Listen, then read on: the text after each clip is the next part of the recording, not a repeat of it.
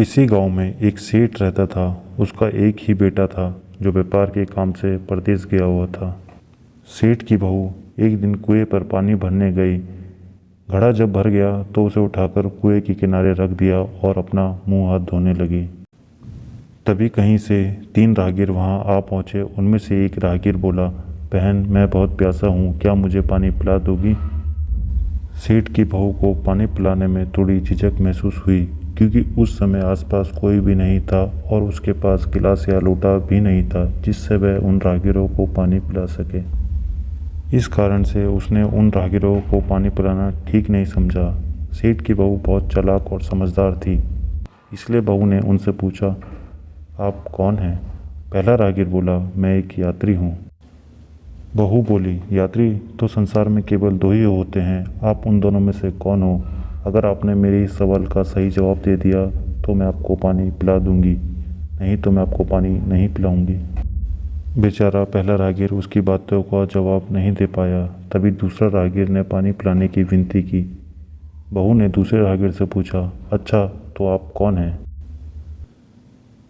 दूसरा राहगीर बोला, बहन, मैं तो एक गरीब आदमी हूँ। सेठ की बहू बोली, भैया, गरीब तो केवल 2 ही होते हैं, आप उन दोनों में से कौन हैं?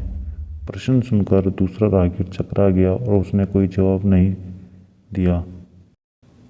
तीसरा राहगीर बोला, बहन, मुझे बहुत प्यास लगी है, ईश्वर के लिए मुझे पानी पिला दो, पानी पिलाना तो पुण्य का काम होता है। बहू ने पूछा, अब आप कौन हैं? तीसरा राहगीर बोला, मैं तो एक मूर्ख हूँ जिसने आपसे पानी मांगा। यह सुनकर बहू बोली, अरे, संसार में तो मूर्ख केवल 2 ही होते हैं, आप उनमें से कौन हैं? वह बेचारा भी प्रश्न का उत्तर नहीं दे सका तो तीनों पानी पिए बगैर ही वहाँ से जाने लगे। तो बहू बोली, यहाँ से थोड़ी ही दूर पर मेरा घर है, आप वहाँ पर चले जाइए, मैं आपको वहाँ पर पानी पिला दूंगी। तीनों राहगीर उसके घर की तरफ चल पड़े। बहू ने इसी बीच पानी का घड़ा उठाया और छोटे रास्ते से अपने घर पहुँच गई। इतने में तीनों राहगीर उसके घर पहुंच गए। बहू ने उन सभी को कुछ खाने के लिए दिया और पानी भी पिलाया। सेठ उस समय घर में एक तरफ बैठा हुआ ये सब देख रहा था। उसे बड़ा दुख हुआ और वह सोचने लगा, इसका पति तो व्यापार करने के लिए परदेश गया है और वह बड़ी मेहनत करके पैसा कमाता है और ये उसकी बहू लोगों को बाहर से बुलाकर खाना खिलाती है। सेठ मन ही मन सोचने लगा, अगर ये सब देखकर अगर मैं चुप रह गया तो इसकी हिम्मत और बढ़ जाएगी। उसने सोचा, क्यों ना इसका फैसला राजा पर छोड़ दूं। इसके बाद वह सीधा राजा के पास जा पहुंचा और अपने सारी परेशानी राजा को बताई। सेठ की सारी बातें सुनकर राजा ने उसी वक्त बहू को बुलाने के लिए सिपाही भेजे और उनसे कहा कि तुरंत सेठ की बहू को राजसभा में उपस्थित किया जाए। सेठ की बहू बहुत ही चालाक थी। उसने सिपाहियों से कहा, पहले तुम अपने राजा से ये पूछ कर आओ कि उसने मुझे किस रूप में बुलाया है, बहन, बेटी या बहू के रूप में। सेठ की बहू की बात सुनकर सिपाही वापस चले आए और उन्होंने राजा को सारी बात बताई। राजा ने तुरंत आदेश दिया कि वह पालकी लेकर जाओ और कहना कि उसे बहू के रूप में बुलाया है। बहू उसी समय पालकी में बैठकर राजसभा में जा पहुंची। राजा ने सेठ की बहू से पूछा, तुम दूसरे पुरुषों को घर में क्यों बुला लाई जबकि तुम्हारा पति घर पर नहीं है? बहू बोली, महाराज, मैंने तो केवल कर्तव्य का पालन किया है, प्यासे को पानी पिलाना कोई अपराध नहीं है।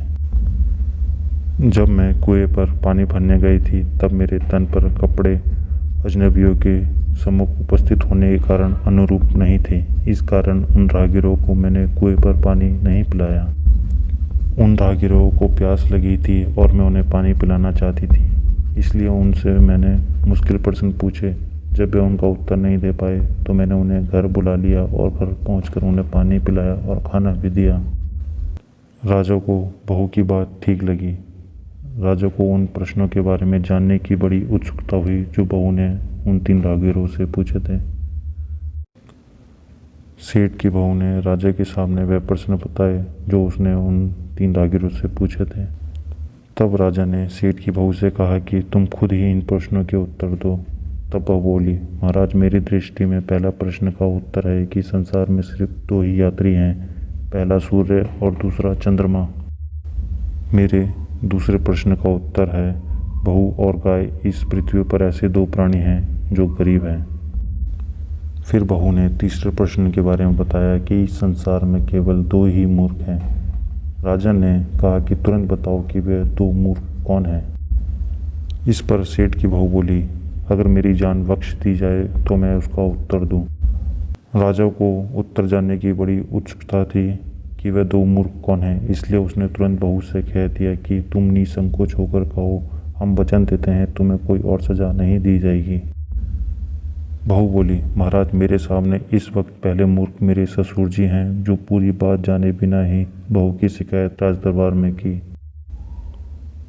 अगर इन्हें कुछ गलत लगा था तो ये पहले मुझसे पूछ लेते तो इसका जवाब मैं इनको पहले ही मिल जाता। इस तरह घर परिवार की बेइज्जती तो न होती। ससुर जी को अपनी गलती का एहसास हुआ और उसने बहू से माफ़ी मांगी। तब राजा ने पूछा, और दूसरा मूर्ख कौन है इस संसार में?